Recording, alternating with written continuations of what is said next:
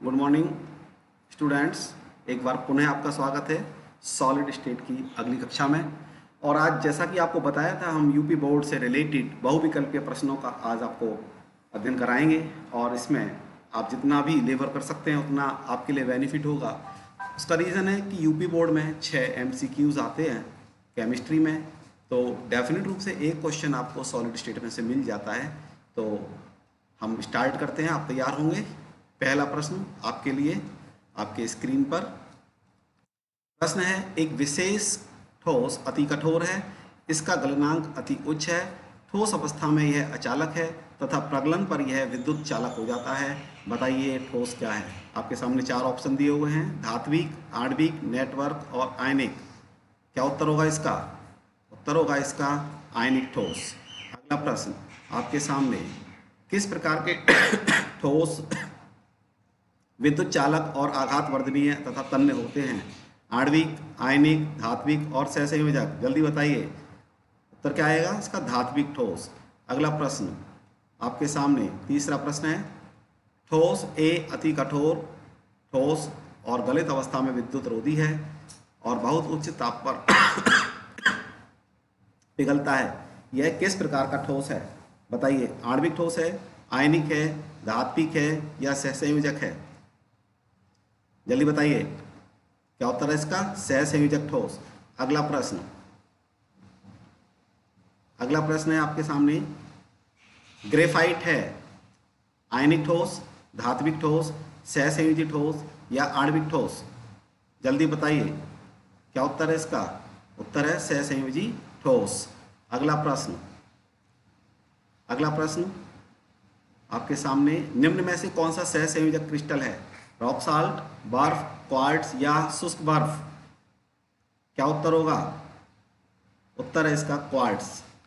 अगला प्रश्न आपके सामने है, प्लास्टिक है आयनिक, धात्विक, सहसंयोजी या इनमें से कोई नहीं? जल्दी से देखिए, उत्तर मैच कीजिए। इनमें से कोई नहीं। क्यों? प्लास्टिक क्या होता है? एमॉर्फस सॉलिड होता है। अगला प्रश्न,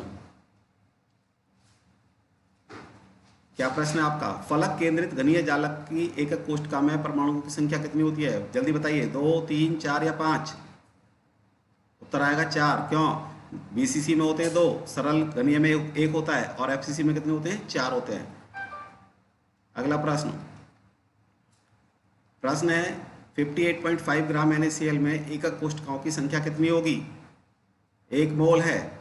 1 मोल 58.5 ग्राम 1 मोल हो गया। 1 मोल में परमाणुओं की संख्या कितनी है?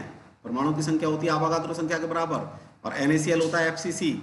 FCC में एकक कोष्ठका में 4 परमाणु होते हैं। तो बताओ एकक कोष्ठकाएं कितनी हो जाएंगी? जल्दी से भाग कीजिए, कितना उत्तर आएगा? 1.5 × 10⁻23। अगला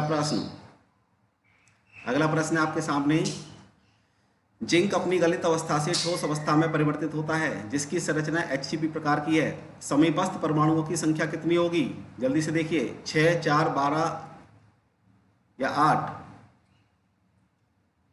12। अगला प्रश्न है आपके सामने, एक ठोस AB जिसकी संरचना NaCl प्रकार की है में A परमाणु घनीय एकक कोष्ठका के सभी कोनों को घेरते हैं। यदि एक अक्ष के सभी फलक केंद्रित परमाणु निष्कासित हो जाएं तो ठोस की स्टाइकियोमेट्री कैसी होगी? जल्दी से बताइए। ठोस की स्टाइकियोमेट्री होगी A3B4 टाइप। अगला प्रश्न, एक एकक कोष्ठका जिसमें परमाणु की संख्या 2 है और जो ABC संकुलन क्रम प्रदर्शित करती है में चतुष्फलकीय रिक्तियां कितनी हैं? जरा संशोधन है इसमें, एक एकक कोष्ठका जिसमें परमाणु की संख्या Z है, ये 2 मिसप्रिंट गलत हो गया, Z है, और जो ABC संकुलन क्रम प्रदर्शित करती है में चतुष्फलकीय रिक्तियों की संख्या कितनी होगी? आप जानते हैं चतुष्फलकीय रिक्ति कितनी होती है? चतुष्फलकीय रिक्ति होती है परमाणुओं की संख्या की दोगुनी, यानी 2Z हो जाएगा। अगला प्रश्न, सोडियम क्लोराइड क्रिस्टल में सोडियम आयन की समन्वय संख्या कितनी है? आप पता है सोडियम क्लोराइड में जो सोडियम आयन है वो कितने से घिरा होता है? वो घिरा कितने से होता है? 6 से। तो कोऑर्डिनेशन नंबर कितना होगा इसका? 6। सही उत्तर है इसका 6।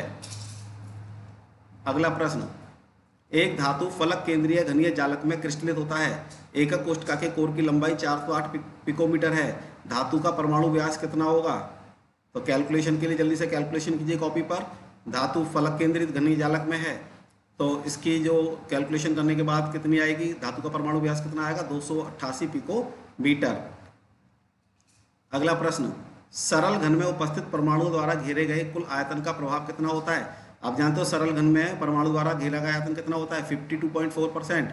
यदि इसको हम रेशो में देखें तो 0.524 डेसिमल में आता है, तो इसका हमें पाई रूपांतरण करना है। जल्दी से देखिए 0.524 किसके बराबर है, देखिए पाई/4 होगा या पाई/6 या पाई/3√2 या पाई/4√2, क्या आएगा, पाई/6। अगला प्रश्न आपके सामने, एक ठोस यौगिक XY की NaCl संरचना है। यदि धनायन की त्रिज्या 100 पिकोमीटर है तो ऋणायन की त्रिज्या कितनी होती है। आप जानते हो ऋणायन का आकार धनायन से बड़ा होता है, तो उत्तर तो 100 से बड़ा ही आना है, लेकिन कैलकुलेशन कीजिए कितना आना है। कैलकुलेशन करने के बाद आएगा 241.5 पिकोमीटर।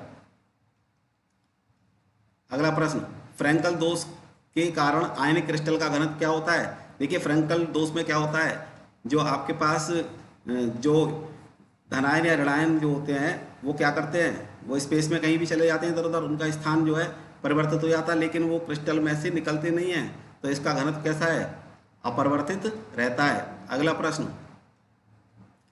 प्रश्न है आपके सामने, फ्रैंकल और शॉर्टकी दोष कैसे होते हैं, नाभिकीय दोष होते हैं या क्रिस्टल दोष होते हैं या परमाणु दोष होते हैं या अणु दोष होते हैं, जल्दी से बताइए। हमने पूरा चैप्टर पढ़ा है, किस दोष का पढ़ा है, क्रिस्टल दोष। उत्तर क्या होगा, क्रिस्टल दोष।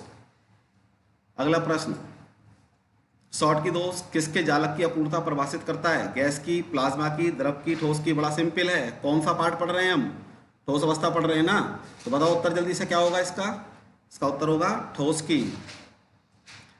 अगला प्रश्न आपके सामने, Fe3O4 का क्रिस्टल है, बताइए प्रतिचुंबकीय होता है, लोह चुंबकीय, अनुचुंबकीय, इनमें से कोई नहीं। Fe3O4 क्या होता है, जानते हो, magnetite. Magnetite means the word comes from the magnet. बता जल्दी से बताइए, IQ का क्वेश्चन है, क्या उत्तर आएगा, लोह चुंबकीय है। अगला प्रश्न आपके सामने, सोडियम क्लोराइड क्रिस्टल की संरचना कैसी होती है, फलक केंद्रित घनी है या मोनोक्लिनिक या ऑर्थोरोम्बिक या चतुष्कोणीय। कई बार बताया, सोडियम क्लोराइड NaCl की संरचना कैसी होती है, फलक केंद्रित घनीय होती है। आज के इस क्लास में इतना ही, और अब हम अगला चैप्टर प्रारंभ करेंगे। तब तक आप घर पर रहिए, सुरक्षित रहिए और कोरोना की इस महामारी से बचिए। धन्यवाद।